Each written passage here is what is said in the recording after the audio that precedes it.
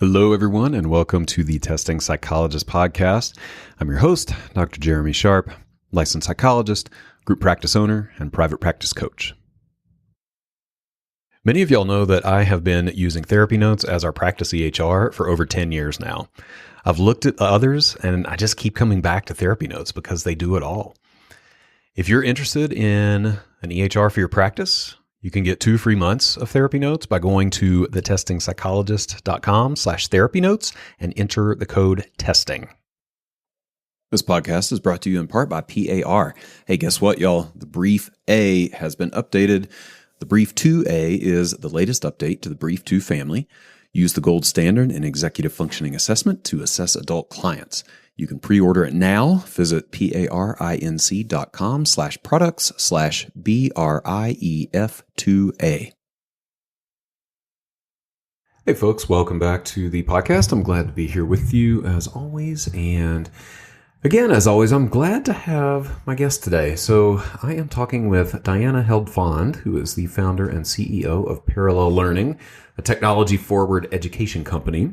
I'm also joined by Dr. Jordan Wright, Parallel's Chief Clinical Officer, as well as the Director of the PhD program in Combined Clinical and Counseling Psychology at New York University. You may not recognize Diana's name, but I'm sure you recognize Jordan's name, as he has been on the podcast several times before and is generally everywhere in the assessment world. So this is an interesting episode. I wanted to talk to Diana and Jordan, who I met independently, but was thrilled to hear that they were working together a while back. Wanted to talk with them about Parallel because Parallel is a fascinating company that's really pushing the envelope with telehealth assessment and access for a number of school districts around the country. So we talk about the origins of Parallel and how it's serving a crucial need for these districts. We talk about the current state of the research on tele-assessment, how Parallel is leveraging technology in assessment, which is fascinating. And I think that many of you will take a lot away from that section of the conversation, and what it's like to be a Parallel provider for those of you who may be interested in going down that path. So as always, there's a lot of good material here, and I had a great time chatting with Jordan and Diana about Parallel. So without further ado, let's jump to that conversation.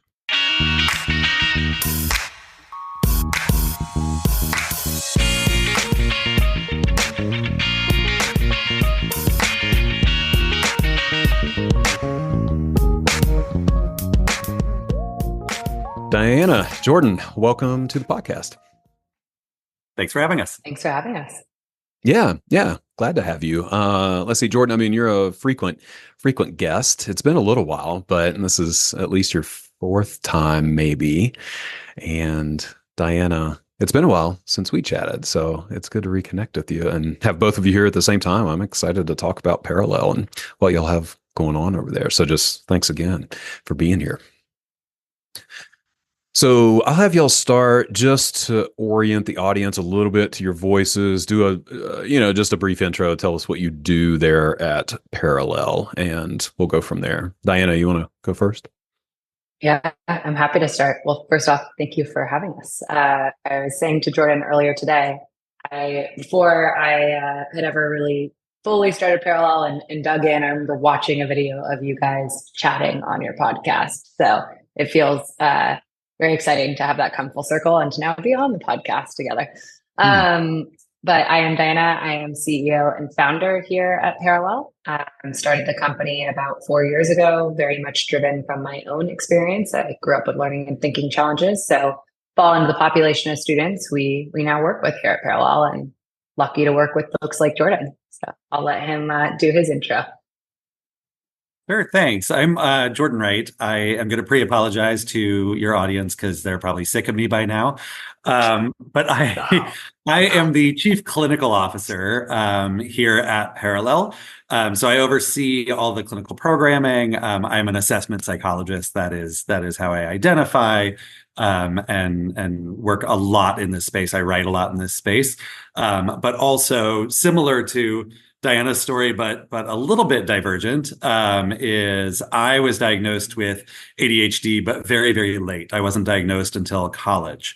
And so my sort of drive for working with neurodivergent kids and providing better access and better resources for kids is to help them have more of a Diana experience where she was identified much earlier and got all the supports she needed and then succeeded in life. And I struggled for a lot longer than I probably needed to.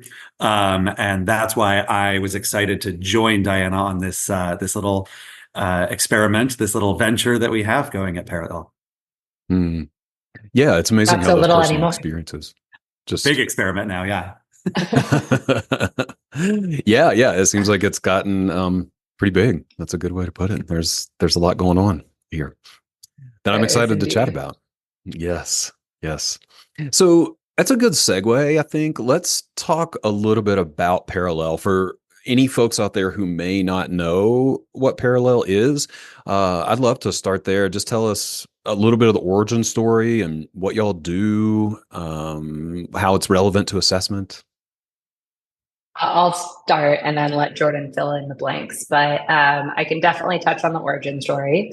As I just mentioned, and as Jordan mentioned as well, so I was lucky enough to be diagnosed with ADHD and dyslexia. I guess not lucky to be diagnosed, but lucky to be diagnosed in the sense that I was 7 years old when I was diagnosed. So I had really the best case scenario in the sense that I really reaped the benefits of early detection, early intervention for those conditions, had access to a ton of resources. My parents were very on top of, getting me support and care, teachers as well, who were really involved and just, again, really had kind of like what is considered gold quality of care, and recognizing that that is not the norm for most students across the United States who might be, years behind in core academic subjects before anyone really intervenes on their behalf. I was super motivated to rethink kind of how we could literally recreate kind of my own experience, my own story for more students, and help really get this personalized care for students when they need it most. And that means intervening early. It means different care for different students. And so that was really how Parallel came to be. My background is very much on the business finance side of things, which is why I teamed up with Jordan. And the rest of our team has really been built around bringing minds together from kind of all different walks of life to make sure that we are building the best possible program for students of all different needs and backgrounds. So a little bit more concretely what that looks like, we work exclusively in K-12 school districts at this point, a little bit at the kind of county cooperative level, so on as well. But always working, within public school systems and helping support students through a host of different special education resources. So everything right now from psych assessment all the way through to behavioral mental health coaching. We're also doing specialized teaching, specialized instruction, so small group intervention for students who might need a little bit of extra support when it comes to reading, writing, math, so on. And then speech and language therapy, so both assessments and ongoing therapy for students. So we're really kind of touching all different walks of what is, the bubble of special education, but with the goal of making it much easier for school districts to meet students where they're at and ensuring that kids get access to not just the resources they need, but super high quality care, no matter where they're located in the United States. But Jordan, I'm sure you have a lot of other things to add, so I'm going to pass it to you. Yeah, I've talked on the podcast before about my background with tele-assessment. The reason that I started researching tele-assessment was because of access. I was driving 3.5 hours to upstate New York to assess a kid who didn't have access to a psychologist or a school psychologist to do an evaluation, and then doing the evaluation and driving back. And in that amount of time, I could have done 3 evaluations. So I decided to jump into the research side and think about what is valid, what is ethical, and do some more systematic research to decide, especially for performance-based testing, our IQ tests, our academic achievement tests, those sorts of areas, what is valid and what is ethical. And from there, I published some research that no one cared about until 2020, when it became very sexy for some reason. I don't know what happened. But it was weird. Something happened in 2020. Coincidental, I'm sure. Exactly. And then there was, of course, the scramble. And with Susie Rayford, we wrote the book on tele-assessment, The Essentials of Psychological Tele-Assessment. Our company is entirely virtual. We're entirely remote. So we are partnering with schools and school districts to upstaff them, to upskill them, to make sure that they have better resources to meet the needs of all those kids whose needs are going unmet. And I know we're probably preaching to the choir with your audience here, but so many schools are out of compliance. So many schools are just not able to tackle the evaluations, the support services that are required of them through IDEA, through the IEP plans, and just need better and more resources. And that is our goal. Our goal is to push in and provide those resources. Licensing is a bit tough. It's state by state, but we are really working to try within the states we're working in to be able to dispatch the best possible providers to match with those kids who need them. And that's where I told Diana from the beginning I was a terrible hire and she shouldn't hire me, and I'm going to eat into her margins and all that kind of stuff from a business side, because we're also really trying to do it well. We're really trying to maintain the good quality and do all of the work in alignment with the research that I've done and other colleagues have done, and make sure that it's not the Wild West that was out there during the lockdowns of the pandemic, where everyone was doing the best they could do, but it was not necessarily in alignment with what the research shows is valid and ethical. We are really trying to maintain that quality in all the work that we're dispatching to these schools and school districts. Yeah. I think it's super cool. Like when I saw that you were involved with Parallel, and knowing what I knew just from talking to you, Diana, a few years ago, it was a really nice moment. I was like, okay, this is going to be amazing. It's a cool partnership. And I'm curious, just before we dig into the state of tele-assessment, I definitely want to talk about that and where we're at now. But just from a business perspective, I'm curious how much of this was driven by COVID in a sense. Especially, I think a lot of us heard schools just got completely overwhelmed, and that delay in being able to assess and provide services during the pandemic, it like set the calendar completely crazy for a lot of schools, and ended up with this sort of avalanche of assessment. Do y'all have a sense of like what role that played in being able to build a business like this? I mean, undoubtedly a large role. I think, as Jordan pointed out, to be fair, his research was very well known before, but it did kind of spiral to fame after COVID. So I would say that COVID was a big, it was a big moment for education world, because it forced schools to look at other options to problems that probably existed or did exist prior to COVID, right? If you look at special ed world, not just school psychology, but really all of these different providers, it's really hard to do exactly what the purpose of special education is, which is to provide very personalized learning, which is why those services are also aggregated at the district level instead of the school site level. When you think about like a rural district in the US, one school site might be 50 miles from the next. And that provider, just as Jordan mentioned himself doing at one point, is going to be spending more time driving than actually seeing students, right? And in each school site, you're going to have a handful of students who need totally different things, right? So they'll actually run a system, COVID aside, to provide the students with exactly what they need is just a really, really tall ask. And so I think that it was actually a really good turning point, or COVID was a good turning point in the sense that it allowed districts to now start kind of looking at the different options. And teletherapy has been around far before COVID. It's not like this all of a sudden happened during COVID that people started putting these things online,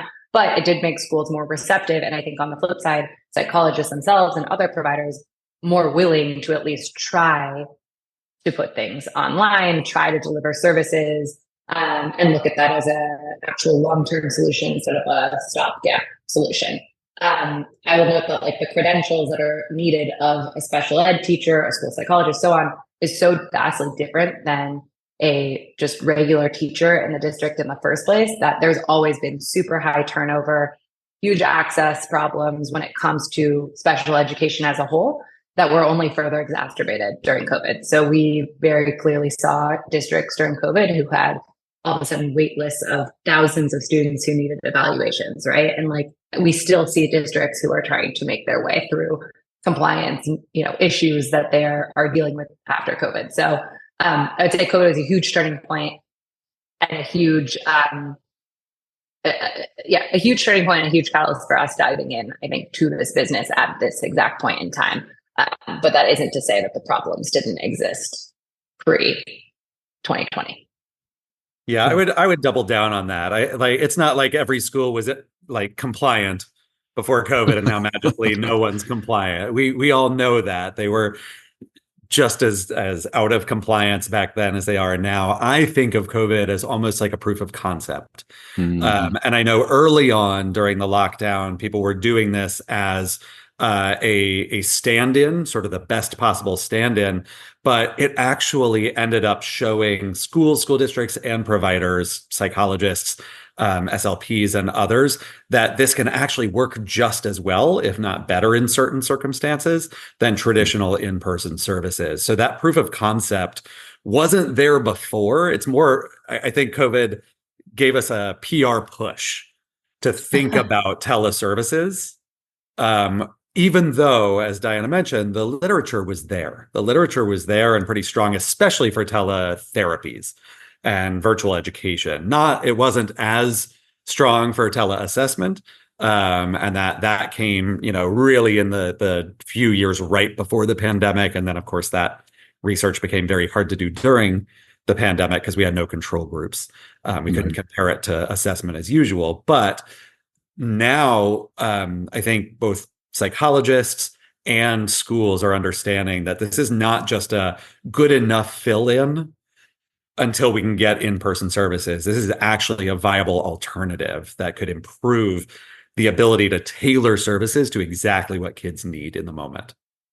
Sure. I'll maybe just add one point to that as well. And just to go back to the original question, Jeremy, I think COVID was a really good instigator for starting a business that has a large software component, which is what Parallel does. And I will just highlight Jordan's work as not just our chief clinical officer, but kind of operates like a chief product officer as well in many ways, because as he pointed out already, this world is kind of the Wild West, or certainly was during COVID, right? Everyone was just trying to figure out how to do assessments on Zoom in the best, most effective manner. But there's actually a lot of room, to Jordan's point, to actually make these services not just on par with, but in some cases actually better than what students are going to get in an in-person setting. Especially more and more new generation of students are digitally native students, right? So in many cases, for them to work through teletherapy, putting assessment aside for a second, there are ways to engage students in a virtual setting that actually, at this point, is probably better suited to the way that they ingest information and develop skills than they would in an in-person setting. So it was a really great opportunity for us to really dig in and think about what are the ways to not just do this kind of according to the research and by the book per se, especially on the assessment side. Also, how do we think about furthering engaging these students, using the results from the assessment to actually think about what is it specifically that this student needs, and what can the district specifically do, and how can we equip, the other teachers that are supporting the student to provide exactly what that student needs. Yeah. Yeah. I'm excited to get into all these components. There's a lot going on there. When we were thinking about how to structure this conversation, you thought about this idea of, you call it three buckets, or three main areas that we might touch on: tele-assessment, the partnerships with the schools, and then what you're calling tech enablement, which all sound fascinating. So maybe we start with tele-assessment, because I think, well, we'll see. I was about to say that's the broadest, most applicable topic for everyone out there, but that may not be true. Actually, the tech part might be interesting too for everyone. So, but let's start with tele-assessment. I admittedly, our practice has not done a ton of tele-assessment since the pandemic, but a lot of people are. And I am talking about this like at least weekly with folks, in consulting and podcasting and stuff. So I'm curious, just what is the state of tele-assessment research at this point? And we can take that into the practical components as well. Yeah, no, it's a great question. I can nerd out about it forever, so I'm going to try and keep it succinct, to spare Diana especially.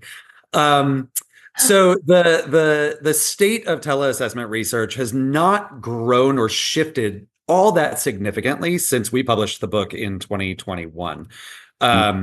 There is not a lot of brand new research coming out, and the research that does come out is pretty much confirming what we already knew.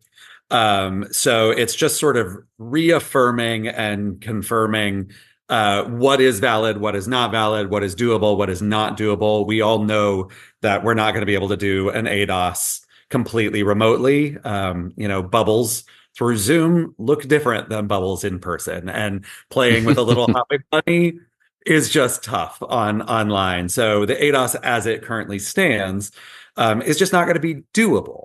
That doesn't mean we can't use a whole host of other measures, methods. We know, I worked with some colleagues who are much smarter than I am a couple of years ago to publish a paper called Evidence-Based Clinical Psychological Assessment in Professional Psychology Research and Practice. I'm very proud of this paper because what it does is it shows the current state of evidence when it comes to assessment, and it reminds us not to put too much stock in any one test, measure, or method. The best practice, the best evidence practice is to triangulate across different methods, across different informants, and make sure that you're understanding the limitations of everything we're doing. Every test that we care about in psychology, I lump into one of three buckets. They are either looking at abilities, like our academic achievement tests, our executive functioning tests, our IQ tests. They're looking at traits. And the way I define traits are sort of the way you interact with the world that is relatively stable across context and across time. And these are our personality measures. Our MMPIs, our NEOs especially, these sorts of personality things. And then it's looking at functioning. The third bucket is functioning, and that's how are you doing socially? How are you doing symptom-wise? What are your coping mechanisms, strengths? What's happening for you right now? Everything we look at is a proxy, right? I can't put you on a scale and tell you how narcissistic you are, or take your blood and tell you your verbal ability. Everything is a proxy. Everything has error. So if we're introducing maybe a little extra error, then we need to take that into account. And that tends to be what all of the new research is reconfirming for us when it comes to teleassessment. Probably the biggest advance in teleassessment is coming with new measures and methods. So when we think about those new measures that are coming out, I gave my first WACE 5 last week, and Susie Rayford, who authors it, has created a non-motor full-scale index that is just built in. It's got slightly different subtests that you can give, but it is fully non-motor. It is fully administratable. It's not a word. You can administer it fully remotely online. It's already sort of built for that. When we get the new Woodcock-Johnson 5 coming out in the spring, it is being fully developed online, right? It's on the computer, digitally. I shouldn't say online because it's not being fully developed really for remote specifically, but it is being fully developed in the digital space. Sure. And so more and more, as Diana mentioned, our world is becoming more digital. It's not going anywhere, right? Digital education is happening. Our kids are way more digitally native than we are. I'm very old, so I especially compared to someone like me, our kids are just fluent and they interact with people in this way very naturally. So the landscape of teleassessment isn't going anywhere. We are going to continue to do the research to validate it and make sure we know what is valid and what is not, what is ethical and what is not. We're just going to keep moving on this. And as new tests come out in new formats, we will test the crap out of those too. Sure. So where are y'all at? I mean, what does the tele-assessment implementation look like for parallel? I'm just curious because there is so much. I think, people out there are a lot of people out there who are doing who are doing so much more tele-assessment, like I said, than I am these days. But I feel like the challenging part feels like the performance-based measures, right? That feels hard. So I'm super curious how y'all are implementing this consistently and in a standardized way and so forth. Yeah. It's a great question because when I think about the work that I do personally and I have done in my private practice or in my clinic, I think about Zoom. I think about how I can display materials and how it can have fidelity with that. The thing that has been super exciting for me that Diana alluded to, I get to nerd out with engineers and product people every single week. At Parallel specifically, we've gotten to design and develop our own platform. Mm. So we have our own telehealth platform that we get to design and develop how we want. We get to build the Mm-hmm. guardrails. We, are in a privileged position where we get to partner with and consult with and contract with and really thought partner with the Pearsons and the Riversides out there and the Pars and whoever else. So we actually license the materials directly from our testing partners Mm-hmm. and build it in a way in our platform that we don't have to worry about, is this remaining faithful to the research? Is this remaining faithful to what it would look like if I were there with an easel or with a stimulus book or anything like that? We get to build in all of the guardrails and dictate the batteries as well. Mm-hmm. So that full scale IQ, if we're not in a mood, which we're not, to send blocks to a rural school and never see them again, and those blocks are more Mm-hmm. expensive than you would think. Oh, yeah, then I we believe it. then we have worked to develop the workarounds to look at the block design multiple choice and think through what has been validated in this space to replicate that full scale IQ in an ethical and valid manner. And we get to help our providers. We get to educate our providers when they join us. They have to sit through a video of me doing it and showing them how to do this and walking them through what a WISC 5 looks like in tele-assessment, what a WACE 4, soon a WACE 5 looks like in the tele-assessment context, so that they know how to do it. We enable them, we give them the education, we give them the NASP CEs that they need to be able to do this in the most valid and ethical way. We also then have a robust quality support program. So we have an amazing team of, I'll focus because it's on the tele-assessment side, of school psychologists who are on our leadership team and work with us to make sure they are ready to administer it in a valid way, to make sure that they understand how to use our platform and do everything they need to do to make sure the kids get the most valid results they can get. We video record so that we can spot check and make sure that no one's getting a little lazy. We've all been there. I do it. I get lazy the more I do this, and I probably phone in some things and Mm-hmm. I need that check. We all need that check every once in a while. We all know the research out there on how many mistakes are happening in IQ tests from licensed professionals. And the research shows that mistakes are happening left, right, and center, hugely rampant in the field. And so we spot check. We make sure we are doing ongoing quality. We can call it quality assurance. I call it quality support, so that when these psychologists are doing it, if they have a problem, they can always reach out to us for extra support or extra practice, or they're like, I've forgotten how to access the norms for block design multiple choice, or what this means for a non-motor full scale score or something like that. They can reach out to us and get support and feedback immediately. But also we spot check them and make sure that they are constantly vigilant about doing this the right way, because this is so new to the world. right? So many of us are just learning this. We didn't learn it in grad school, right? Most of us, there are a few very, very early career folks who maybe did learn a little bit of tele-assessment in grad school, but Mhm. most of us, we're having to re-upskill ourselves. We're having to relearn how to do this in this new virtual space. So we want to be there to make sure they are fully supported in doing that.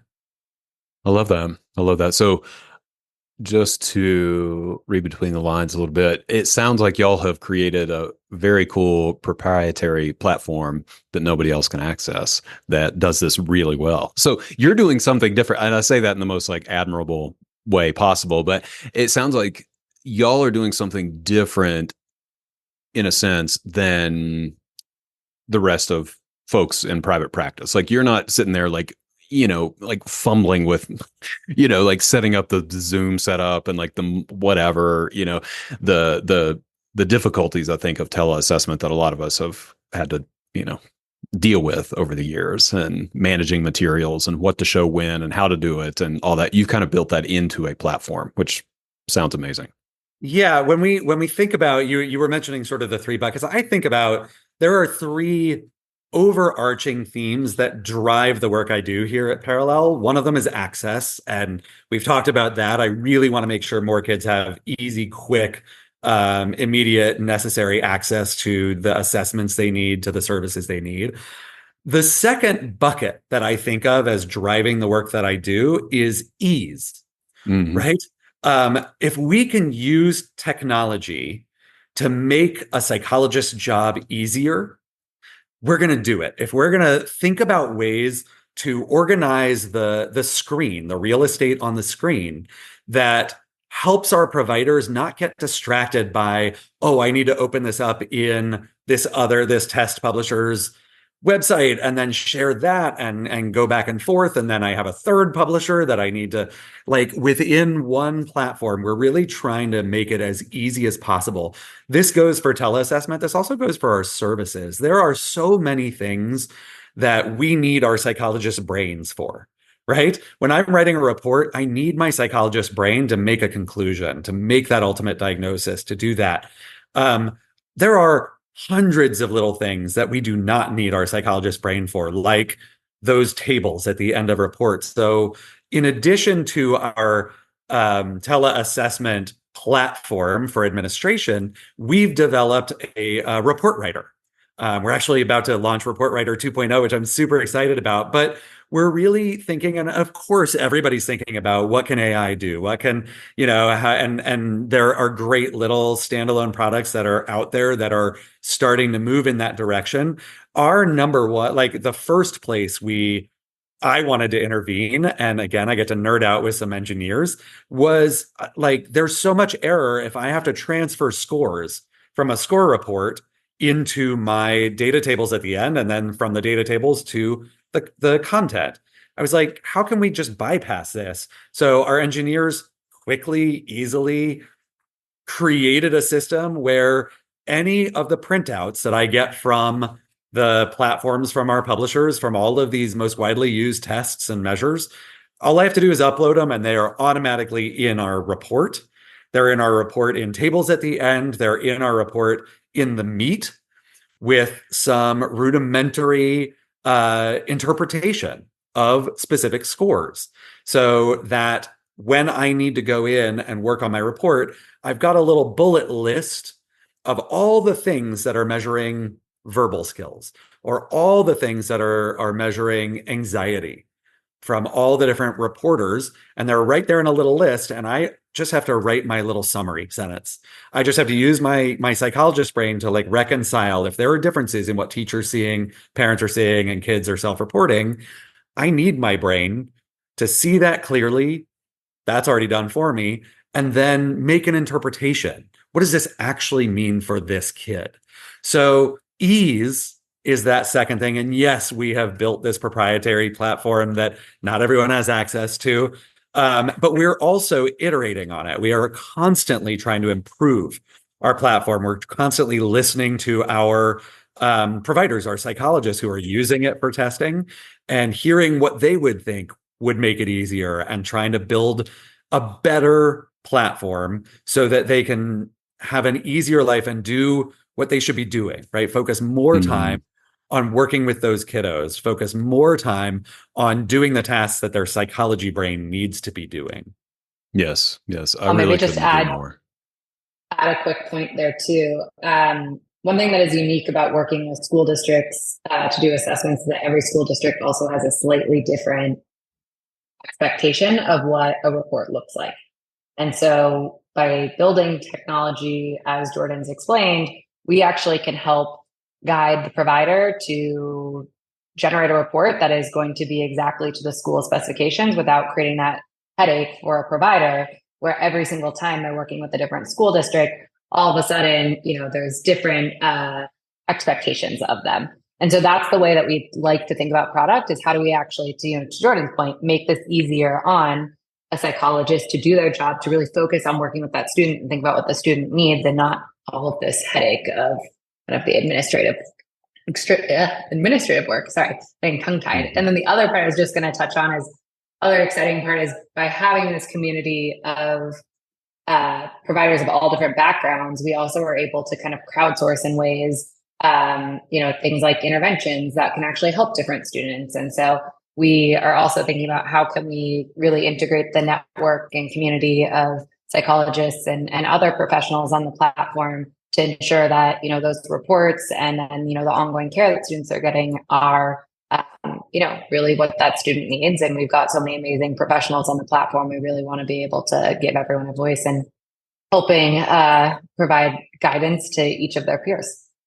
And to that point, I know we're going to focus more on the testing because this is the Testing Psychologist podcast, but I talked about two of the buckets that drive me: access and ease. The third one, to Diana's point, is innovation. The more we can tech enable, especially our ongoing services, the more we can actually deepen the work that we're doing. We can think about ways to provide kids with activities and games and more exciting work that can reinforce the work that we're doing with them one-on-one in a way that is actually much harder to do in person. So we are really trying to work toward innovating, and we collect a lot of data. I obviously am a researcher and a nerd at heart. So we are collecting outcomes and trying to show, is what we're doing working? Are our outcomes for our students, can we actually make them better than general statistics in the special ed system, which is not always serving the best interest of every kid within the special ed system? I'll say that. Can we actually deepen the work through tech innovation in a way that improves outcomes for kids? So those are the three buckets that drive a lot of the strategy that I have in approaching the work with product, approaching the work with our clinical team and our leadership and everything else. Yeah, I think that's fair. I mean, there's just so much more, even just on a very concrete level. We can get so many more data points when we're doing things within a software system, because, recording and auditing and, action activity logs and all of that. I mean, there's just so much, even on a very basic level, that we can look at that, no human can track that stuff when we're interacting with kids or administering whatever. It's just, it's great. I love the data possibilities. And I'll say, I shouldn't say this out loud. I am far from a Luddite. I am definitely tech savvy, and I'm good at technology. That being said, I have met some of the most brilliant tech minds I have ever worked with in my life, or seen or witnessed in my life. If I say I would love some data on eye tracking during this measure, they'll be like, we'll get on that. Or if I'm saying, like, let's think through what would better outcomes actually mean and look like, they'll think with me through what they can get through our platform, what they can collect. And they have done stuff that I would never have even imagined was possible. So I feel very privileged, and I feel very lucky to be able to work with some really amazing people with great technical engineering and product minds that help me get more creative about what we can collect and how we can use those data. Yeah, it's a super cool experience. I mean, I think I've had just a touch of that myself, with software development over the last few years. And it's just, it's cool to get outside of our little world and interact with folks who think about things a little bit differently. And, the brainstorming and the collaborations is really cool. Yeah. Yeah. I'm kind of jealous you get to do it like all the time. That's the best part here, but it's funny that you mentioned the first thing that you did was automate the table creation. That is literally the first thing that we did as well with Reverb, our report writing software, whatever, 3 years ago. It was like, we have to figure out these fucking tables. Like, these are terrible. How do we stop putting scores in tables? So it's a shared pain point, that's for sure. Yeah. It's one everyone listening has struggled with. 100%. 100%. So, we're in this tech realm. So maybe we talk more about this tech enablement, other technology, if there are other things to chat about as far as parallel and how you are empowering the clinicians to utilize technology within the platform. Are there other points to touch on here? Let's take a break to hear from our featured partner. Y'all know that the Brief 2 has long been established as one of the leading forms for measuring executive functioning in children. Now comes the latest addition to the Brief 2 family, the Brief 2A. This update will allow you to use the gold standard in executive functioning to assess adult clients. And you don't have to wait. It's available for pre-order right now. Learn more at parinc.com/products/BRIEF2A. Y'all know that I love Therapy Notes, but I am not the only one. They have a 4.9 out of 5-star rating on trustpilot.com and Google, which makes them the #1 rated electronic health record system available for mental health folks today. They make billing, scheduling, note-taking, and telehealth all incredibly easy. They also offer custom forms that you can send through the portal.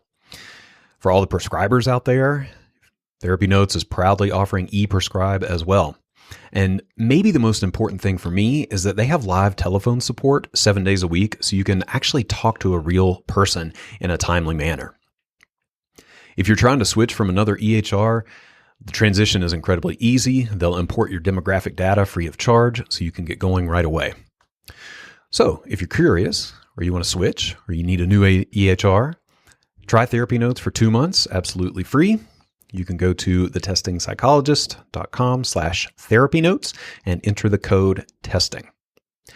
Again, totally free, no strings attached. Check it out and see why everyone is switching to Therapy Notes.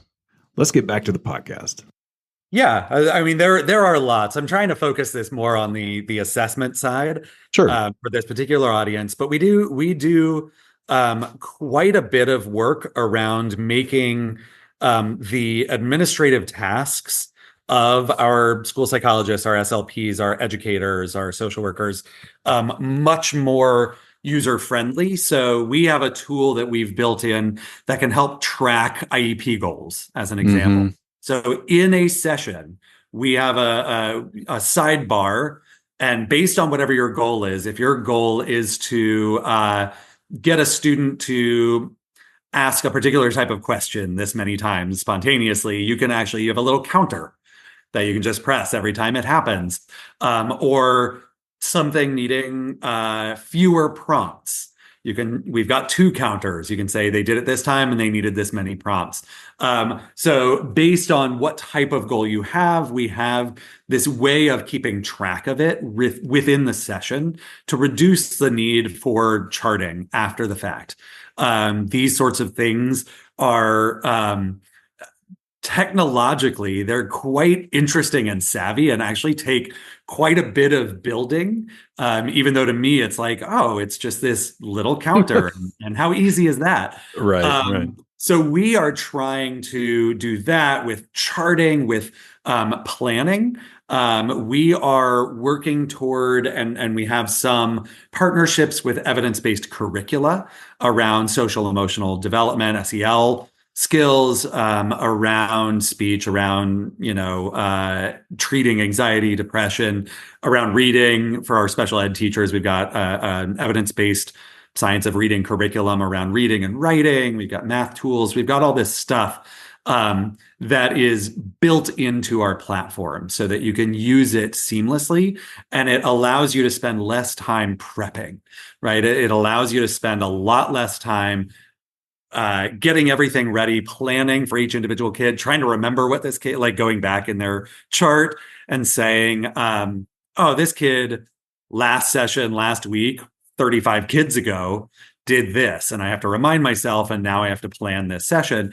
Actually, we can keep track of what happened in that last session, and that can pop up right in our in your new session to remind you and say what's next in our curriculum, or what more practice needs to happen based on how they did last time is this. So we can do a lot, and we are constantly, like I said, iterating and trying to improve all of the work we're doing with the report writer, with the tele-assessment platform, with this the teletherapy side of the platform as well. We're constantly trying to push the boundaries of what tech can enable us to do and allow us to focus and do better. Yeah, I echo all of that.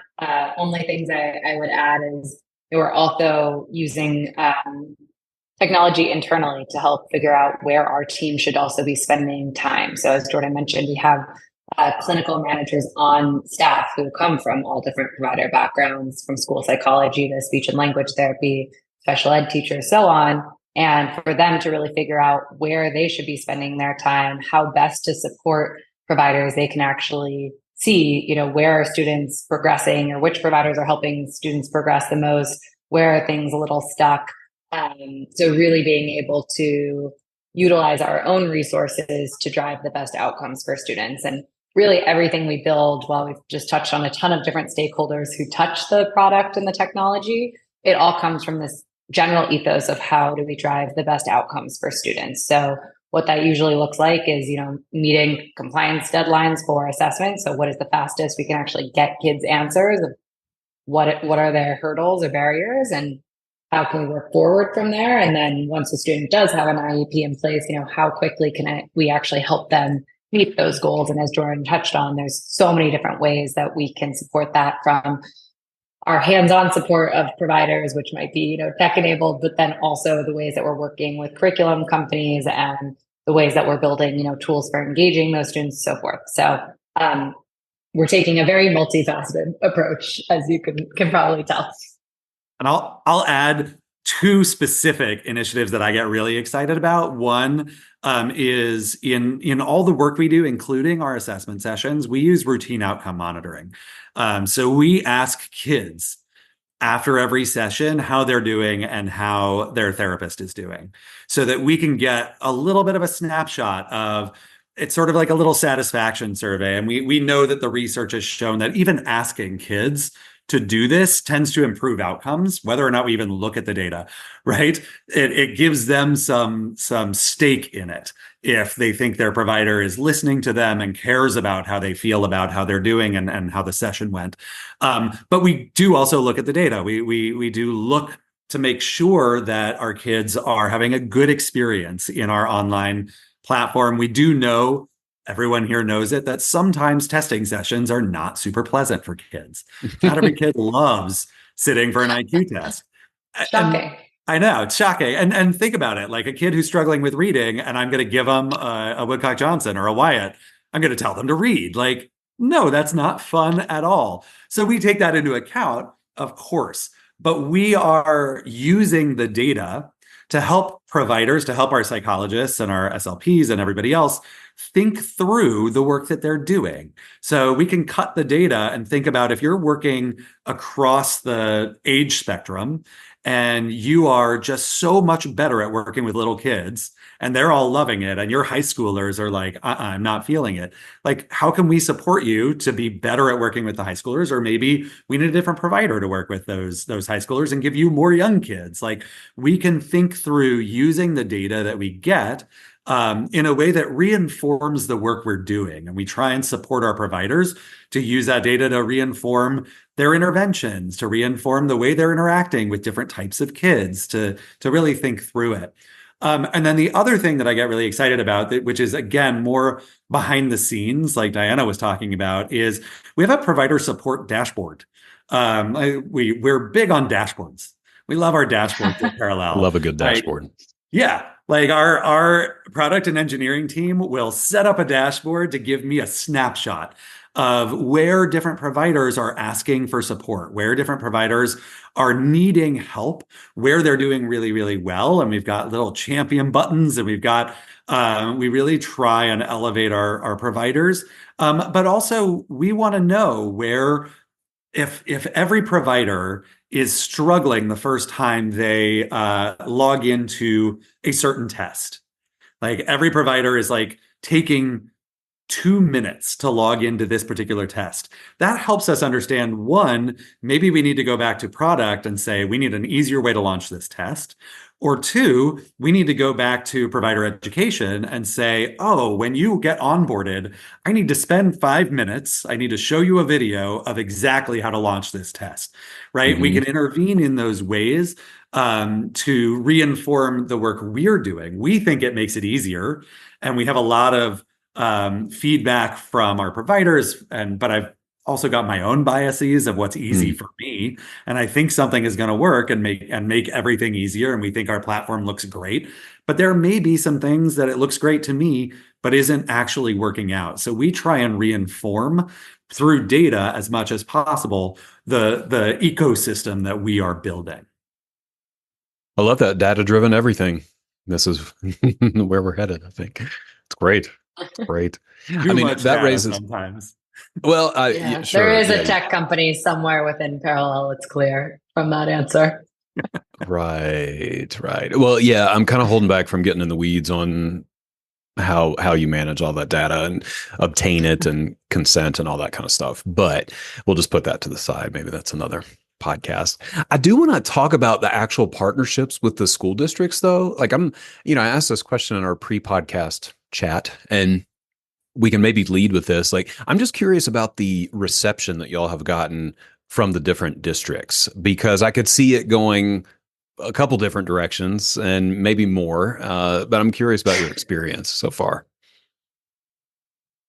I can jump in, and then Jordan, you probably have a lot of talking points here as well from your own experience jumping in on customer calls. But I would say it looks really different based off of who the prospective or current customer is and what the demographics of that district look like. So for, a small rural school district versus a large urban district, like their use case for using an outsourced provider in the first place, nevertheless teletherapy provider, is going to look very different from the next. And so in a more rural setting, there might not be any other alternative, right? Like unless that provider is going to literally fall from the stars, they're probably not going to get a, new school psychologist in the door when it's already October, right?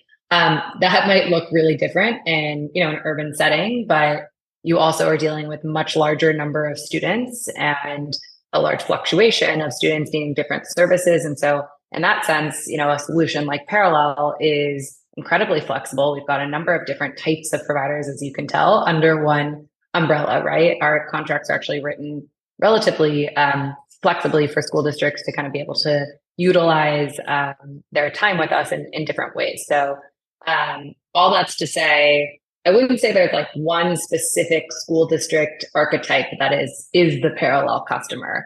But we see districts coming to us for all different types of reasons. Always there is an underlying, challenge around staffing. And we are able to ultimately solve that.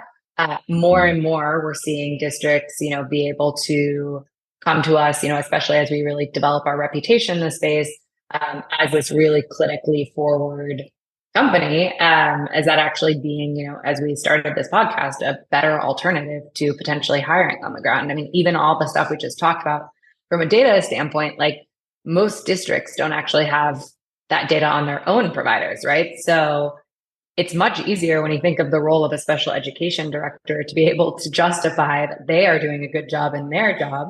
Their goal is to, have kids meet their IEP goals, maybe even graduate those kids out of special education, utilize their resources as well as possible. And so we actually are really looking at our relationship with school districts, truly of that as a partner, to be able to give them what they need to be able to go back to their superiors, but also the parents of these students, and feel exceptional about the support that they are getting. I would, when I think about the different types of partners, certainly they're all over the place. We've got urban, we've got rural, we've got suburban, we've got all of that kind of stuff. But I do think of kind of two buckets of types of school partners that we end up with right now. We have those that are desperate, right? Those who have staffing shortages and they're out of compliance and they just have a need that they need to fill, and they are just looking to staff. And that's okay. We're there to help. The others are the more innovative districts, those who actually want to innovate and think about doing better for their students. I'm thinking of a particular district we work with, for example, in a specialized school district with incarcerated youth, where it's actually just harder to do good work in that context, in person. And we've found some workarounds where sometimes maybe you need a portable Wi-Fi to get them online because that's not as easy, and other things like that. So we do have those innovative partners that are, I shouldn't say this, they're all fun to work with, but they're really fun to work with. The more forward thinking and forward looking, clinically oriented partners. The one thing that we pride ourselves on clinically is we really do try to integrate into schools and school systems. We do not necessarily really want to be just an outsourced person to do some assessments and we never see anyone. We want to integrate into those eligibility meetings, into the IEP meetings, into the discussions. We love pushing in our providers to staff and faculty meetings. We really want to partner with the school and become part of a school community so that we are not just a staffing solution, a temporary staffing solution because you're desperate. For those schools that are desperate, for those districts that are desperate, we're fine. We will plug in, but we want to show you that we can be a really solid partner. We want to show you that we know you could probably go to a temp agency or a real staffing type of company and probably get these 20 evaluations done. But we actually want to be a partner to you, and we want to show you all of the clinical potential we have, the potential we have to really up-resource you and really think about improving your outcomes with your kids. Right. I'll only add to that to say that we're also taking, or I would say the goal is to take a lot of burden off of the district itself, in the sense of, all of that clinical support that we've touched on here is a huge win for the district, right? That is otherwise support that needs to be given by your on-campus staff, and those staff providers don't even have time in the first place to see all the students, never less than, manage an outsourced provider or a new provider to the mix. And we want to take that headache, off of the district, and we will happily take that on. But even, some of the ways that we're using technology, like I pointed out with the report writer, for example, being able to tailor it to districts' needs and so on. We want to make this truly seamless for districts so that they are simply meeting their compliance goals, making their life easier, and in the same time, making the experience for the provider who is staffed in those districts as positive as possible. And I want to add one thing. I can't tell you how many school psychologists I have talked to and worked with who are this close, my fingers are very close together, to burning out entirely, right? They are feeling like testing machines. And a lot of the school psychologists that I work with, a lot of our own providers, this is not why they became a school psychologist. It was not to be a robot just doing whisk after whisk after whisk after Woodcock Johnson after Woodcock Johnson all day long, every day. So some of these innovative districts are calling in for backup. They're using us for backup to allow their on the ground personnel to vary their workload a bit, right? If we can take some of the testings off of them, some of the evaluations off of them, it frees them up to do a little group with some kids and actually talk to them and do some therapy or do some of the other things that are not just spending their entire day testing, report writing, testing, report writing, testing, report writing. Because I was just saying before this podcast, I'm just finishing up a paper right now on self-care for educators and for special ed support staff and providers. And we know that varying up the work that you're doing can help you reaffirm your values, why you did this in the first place, so that you don't feel like that robot that day in and day out is just going through the motions and doing these assessments. So that's kind of in between the innovators and the desperate. They don't want to lose their school psychologists. They don't want to lose their SLPs. They want to give them a little bit of relief. And we are great at pushing in and partnering with those schools and school districts to offer some of that relief and allow for that variety in what they're doing day to day. Yeah. And also, one more thing to add on that. Sorry, we're just going back and forth at this point. But it also helps the school district a lot in the sense that if your on-campus provider can really double down and focus on maybe those more complex students and getting them really in-depth care, then we can work with the 75% of other students to just go through their reevaluations, right? Like there are a lot of parts of what the district is trying to triage that are relatively easy for us to be able to take on in a limited capacity, right? And so it is also a helpful tool for the districts themselves to figure out how to best utilize their resources and make sure that all of the kids are getting, exactly what they need. I also see this as being a really important factor with districts that might have a parent population, for example, who might not be entirely supportive of virtual. Well, then your on-campus school psychologist can spend time with that 25% of students who have parents who really want that in-person care, who might have that more complex, list of difficulties to handle, so on. So in that sense, again, it's just creating capacity and freeing up on-campus resources to go exactly where you as a special ed director need them to go. I gotcha. Yeah, I was going to ask about the response from parents, and I guess that's a sidebar question as well. Like, who presents this? How do the districts present your involvement in this process? I'll end the question there. How are parents informed, and how does that work? Yeah, do you want me to answer that?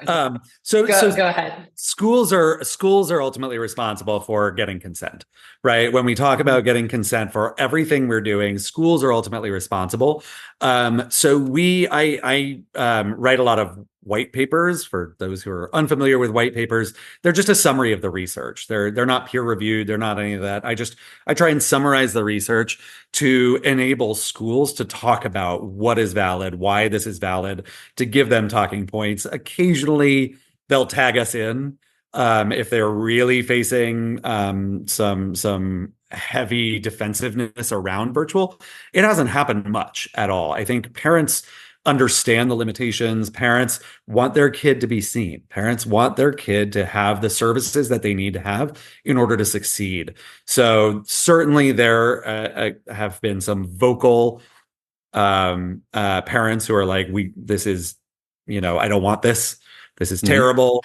And that's fine. That's fine. It is ultimately up to the school, our school partner, but we try and partner with them really well. We try and give them the white papers, give them talking points, give them what they need to have in order to advocate for doing the services the way they need to. Sometimes it just comes down to, do you want your kid to get services or not, right? We just don't have an in-person provider. So your option is to do it this way, or we can postpone a year and your kid will not get services for this extra year and they may developmentally lag behind. And that's a terrible way to look at it, but sometimes that's the reality, is that they may not have the resources to do it any other way. But again, we're here to partner with our schools. We're here to jump in when we need to jump in, and I'll let parents pepper me with questions. and I will push my glasses up and nerd out on them about the research, and I will happily send them all of my papers or send them the tele-assessment book, which reviews all the research. Like we'll do what we need to do. But I will say we just haven't had that much pushback from families around consent or around doing it this way. That's great. That's great.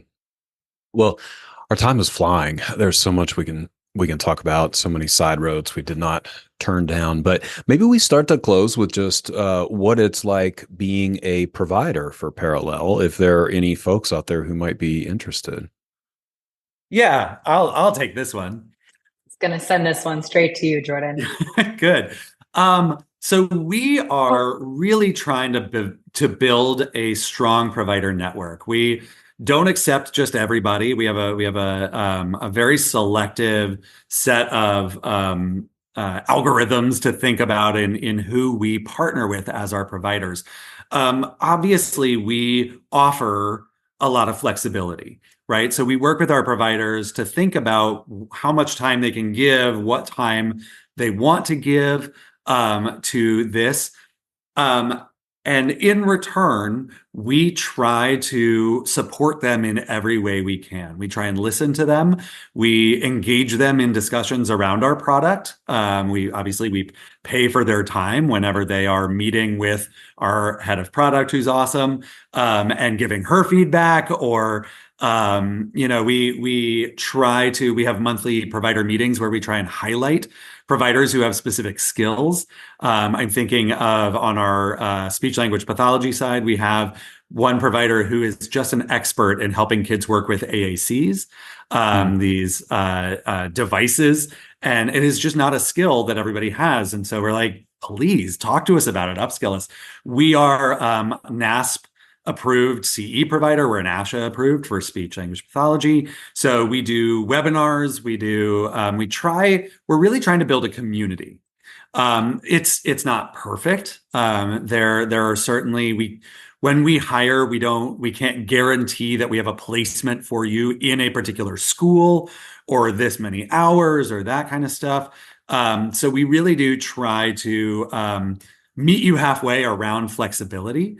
So like the more you can offer us, the more we can offer you. And around partnering, we do try our best during the summer to engage providers in little projects, because we know summers are tougher if you're not making that money. So if we want to double down on really improving our report writer, then we may take the summer and say, like, let's get a little cadre of school psychologists together in some thought leadership work around our report writer and think about like what's out of the box stuff that we haven't even thought about yet that you could guide us toward improving. And so we are trying our best to do well by our providers, to give them as much support as we can give them. Our clinical managers are very available and making sure that our providers are doing the best work that they can do, the most fulfilling work that they can do, knowing that, again, don't tell anyone I said this, but sometimes schools are hard to partner with, right? Sometimes schools are not the clearest in their policies, or they are grumpy. I hate to say that, but sometimes schools are grumpy. And grumpy. Sure. So we try and help facilitate those relationships the best we can. We've got not only our clinical team, but we've got a customer support team.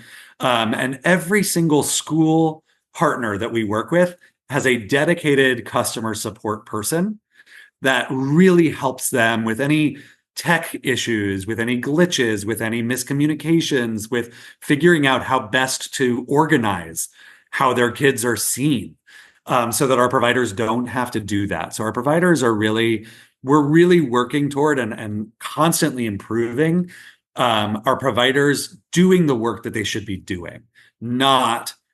There's always going to be some administrative, what we call indirect time that they're billing for and they're getting paid for, but we're trying to reduce that as much as possible through our teams, through our tech, through our product, through everything else.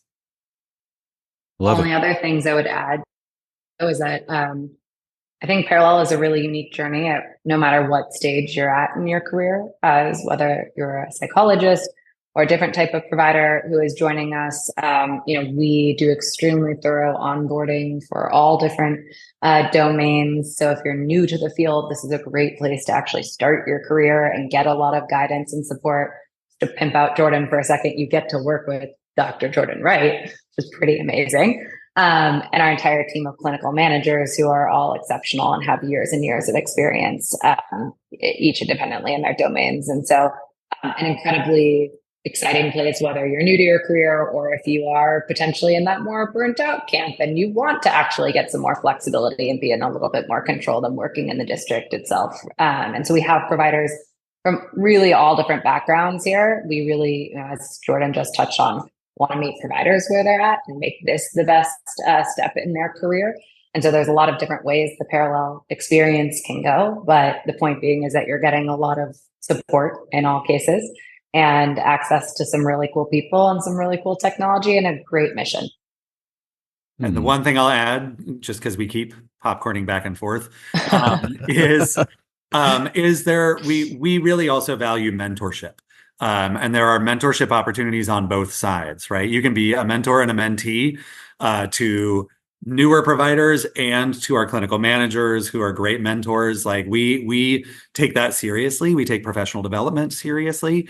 It's why I did a webinar, is that just last week? Feels like ages ago, on neurodiversity and executive functioning and how to upskill kids in executive functioning when you're working with neurodivergent kids. I try to do as much as I can to upskill our providers and mentor them as best as I can as well.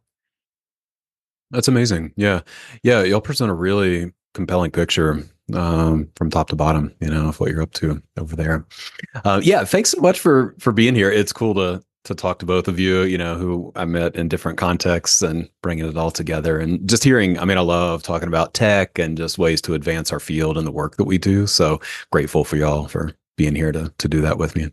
Thank you so much for having us. Yeah, thank you for having us. All right, y'all. Thank you so much for tuning into this episode. Always grateful to have you here. I hope that you take away some information that you can implement in your practice and in your life. Any resources that we mentioned during the episode will be listed in the show notes, so make sure to check those out. If you like what you hear on the podcast, I would be so grateful if you left a review on iTunes or Spotify or wherever you listen to your podcasts. And if you're a practice owner or aspiring practice owner, I'd invite you to check out the Testing Psychologist mastermind groups. I have mastermind groups at every stage of practice development, beginner, intermediate, and advanced. We have homework, we have accountability, we have support, we have resources. These groups are amazing. We do a lot of work and a lot of connecting. If that sounds interesting to you, you can check out the details at thetestingpsychologist.com/consulting.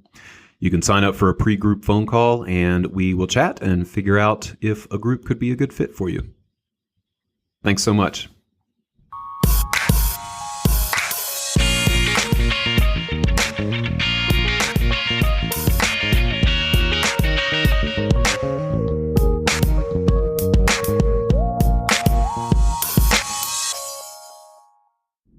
The information contained in this podcast and on the Testing Psychologist website are intended for informational and educational purposes only. Nothing in this podcast or on the website is intended to be a substitute for professional psychological, psychiatric, or medical advice, diagnosis, or treatment. Please note that no doctor-patient relationship is formed here, and similarly, no supervisory or consultative relationship is formed between the host or guests of this podcast and listeners of this podcast. If you need the qualified advice of any mental health practitioner or medical provider, please seek one in your area. Similarly, if you need supervision on clinical matters, please find a supervisor with an expertise that fits your needs.